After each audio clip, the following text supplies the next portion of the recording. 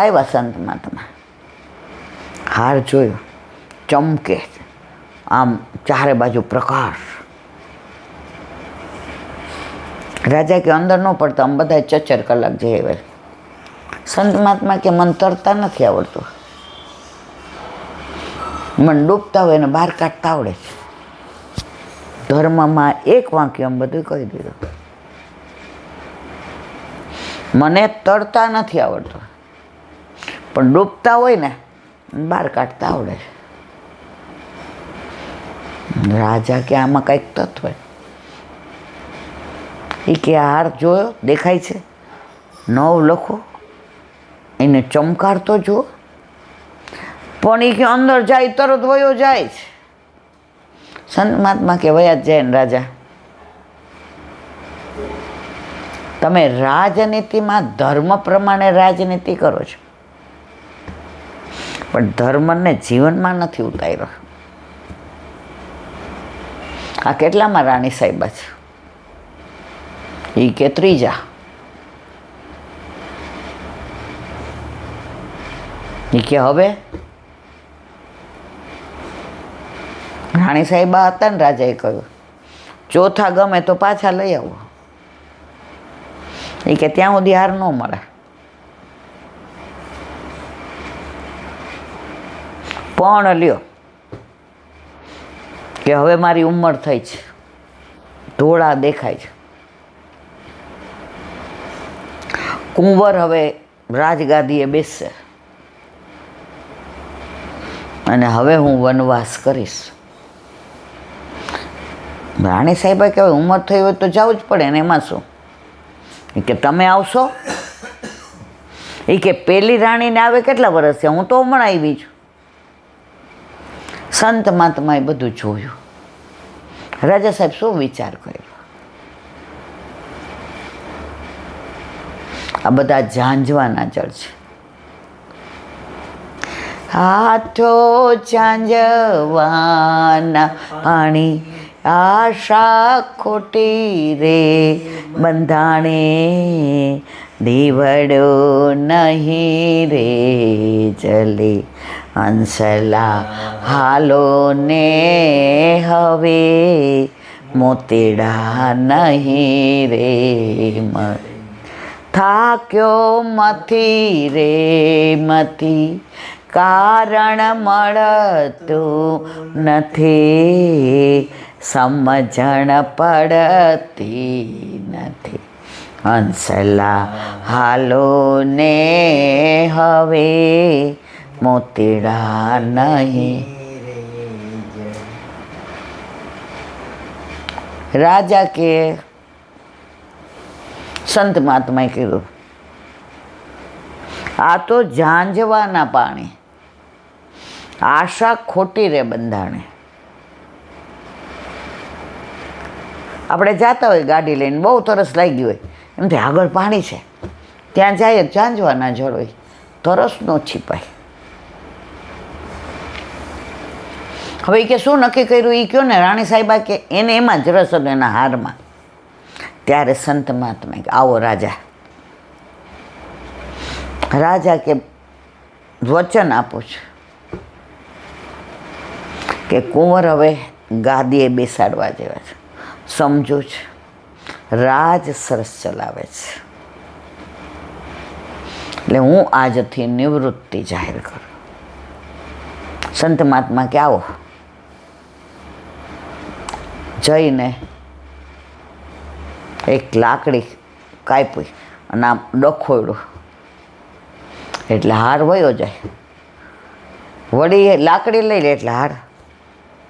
એ કે આવું જ થાય છે. સંત મહાત્મા કે ઉપર જુઓ, ઉપર હારનું પ્રતિબિંબ છે, હાર ઉપર છે, પ્રતિબિંબ આમાં પડે છે. તમે બધાય પ્રતિબિંબ પાછળ દોડો છો.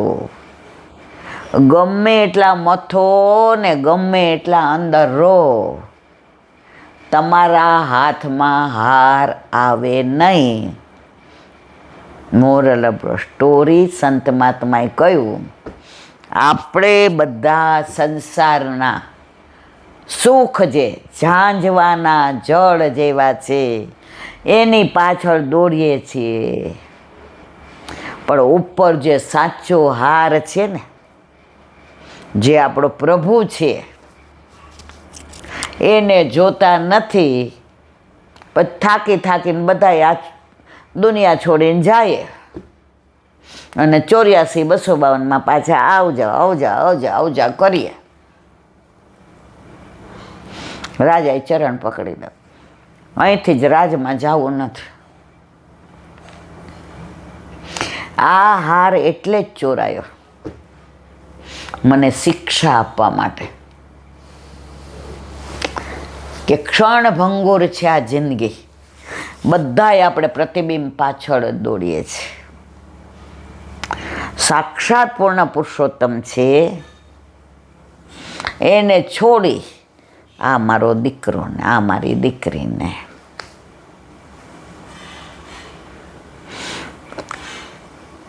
એક જણે પોતાની ડાયરીમાં લખ્યું હતું, કોણે એવું મને યાદ નહીં, વર્ષો પહેલાં વાંચ્યું હતું. એ કે હું આ ડાયરીમાં શાનભાન સહિત લખું છું કે મેં અત્યાર સુધીનું જેટલું ધન ભેગું કર્યું, હીરા મોતી માને ઘરમાં હમાઈને એટલો, એમાં મેં ઘણા પ્રપંચ કર્યા, ઘણા પાપ કર્યા. અત્યારે મારું મૃત્યુ થઈ ગયું છે, પણ હું 12 દિવસ બધે જોઉં છું. જે મારું ધન તું ને तिनका चुनकर नगरी एक बस चल उड़ जा रे पंछी के अब ये देश हुआ बेगाना. પંછી ઉડે પછી જ ખબર પડે કે ભરાયા હતા. ત્યાં સુધી તેને મજા આવે.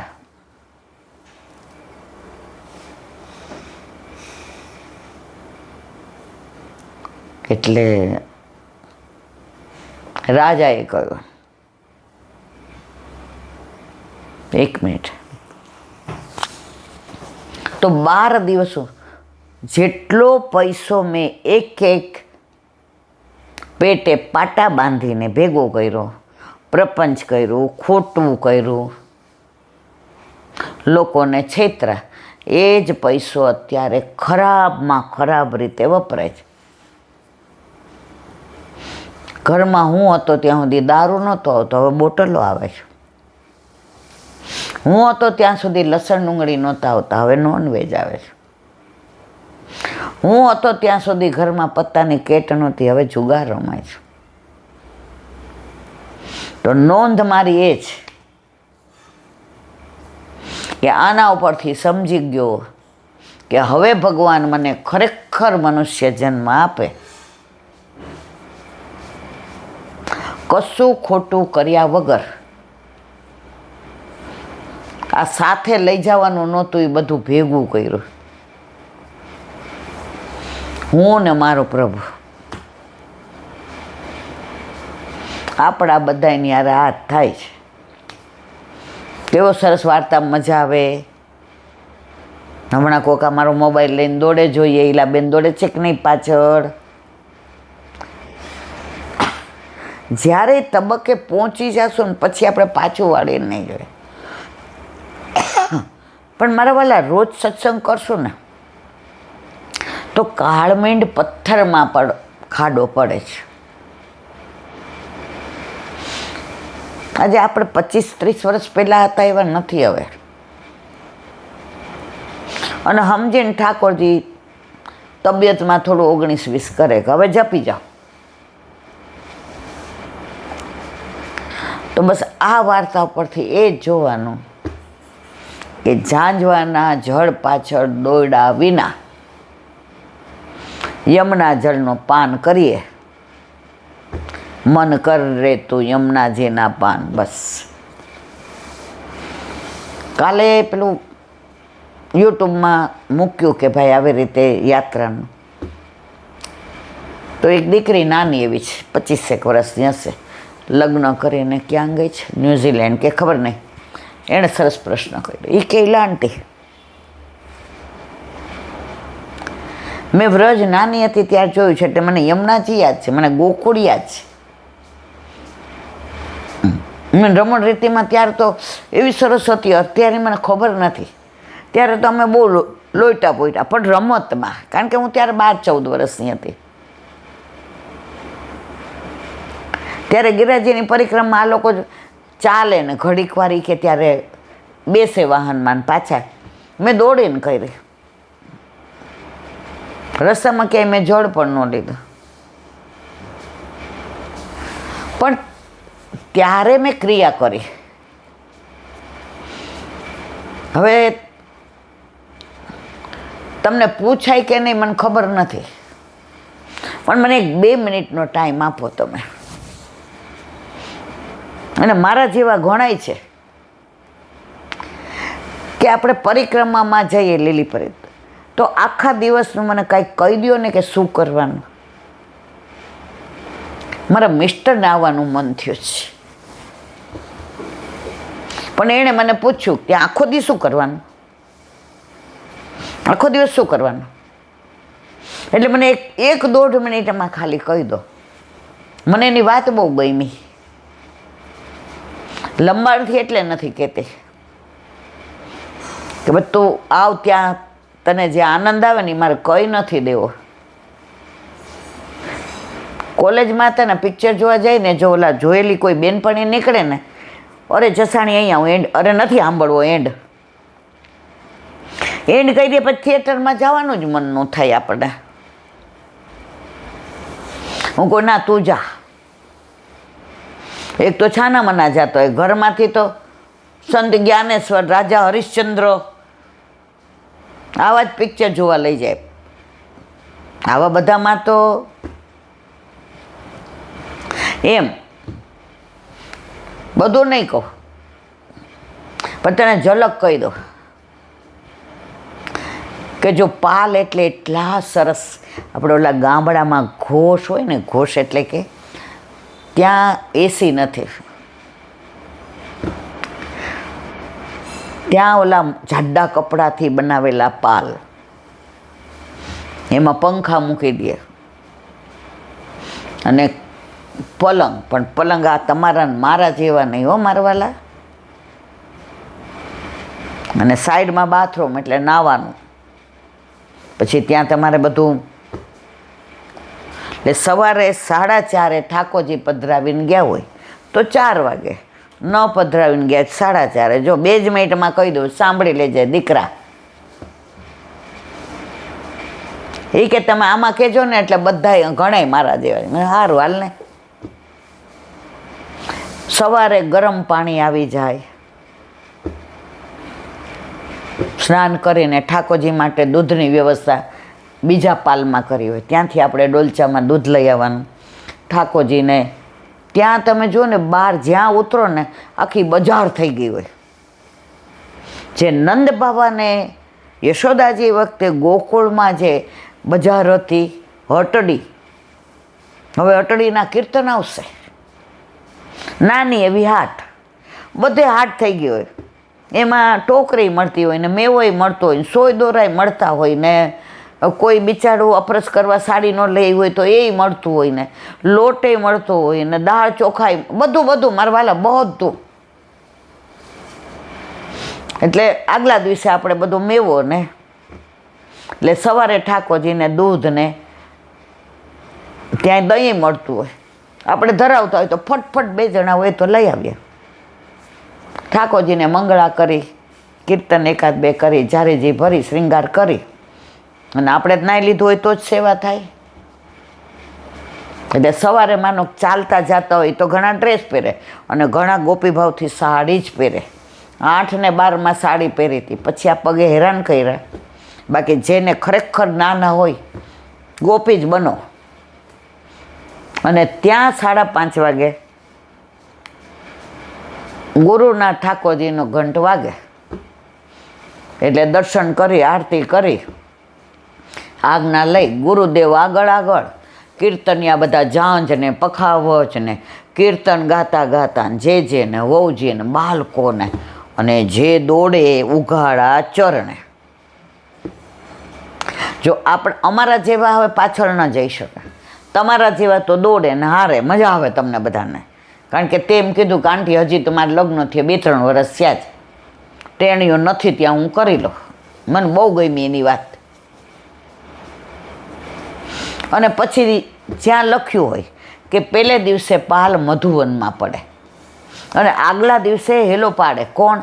જે ગુરુદેવના ગોર હોય ને, સાંભળો સાંભળો, અને પછી જે મસ્ત બોલે વ્રજ ભાષામાં, અને પછી ગુજરાતીમાં મારા જેવા બોલે. એ બધા સ્થળોએ જવાનું. એનું આગલા દિવસે મહાત્મા કહી દીધું, એટલે તમને બધાને દર્શન કરવાનો. જારીજી ભર્યું હોય જારીજી ભરે. અને એ બધા સ્થળોએ જઈને, ટૂંકમાં કહું છું, બધું કહેવા બેસો તો સાંજ સુધી બધા અહીંયા જ બેસી રહેવું પડે. પછી આવીએ તો આપણા પાલની વચ્ચે મોટો એક મંડપ બાંધ્યો હોય. તો જે ને મોટા જે બધા આવ્યા હોય, અને આવીએ એટલે સિકંજી કે છાસ જે ગુરુબીને કોણ કરે એસી સખી, ગુરુબીને કોણ કરે, એ લઈ અને બેઠા હોય તો બધા પોતાની વાતો કરતા હોય. અમે મધુવનમાં ગયા ને ત્યાં ગીરદી બહુ હતી, પણ જે જારીજી ભરતા હતા ને તો બધાએ ગલી કરી એટલે અમને દર્શન થયા. બોલો, એટલે અમે જારીજી ન ભર્યું, જારીજી બહાર આવ્યા ને તો અમે એમના ચરણ સ્પર્શ કરી લીધા. બધાએ પોતપોતાનો અનુભવ કહે. એ કે અમે ગયા ને તો મેવું આજે અમારી પાસે એક સફરજન જ હતું, તો મારી બેનપણીએ કીધું હું અડધા પૈસા આપી દઉં, પણ આપણે 2 ભોગ. બધાએ પોતપોતાનો એવો આનંદ કરે. અને 12-12:30 થાય એટલે પ્રસાદ ત્યાં વ્યવસ્થા હોય જ. સૌરાષ્ટ્રના તો ઘણા લોકો હાથે બનાવે, નાનો ગેસે લઈ આવ્યો હોય ને લોટે લઈ આવ્યો હોય ને મીઠું લઈ આવ્યું બધું, અને ઠાકોરજીને ભોગ ધરાવે. પછી બધા 4-4:30 જાગ્યા હોય એટલે પ્રસાદ લઈને ઘણાય પાઠે કરે, ઘણાય સત્સંગે કરે, પણ મોસ્ટલી બધા થોડી વાર આરામ કરે.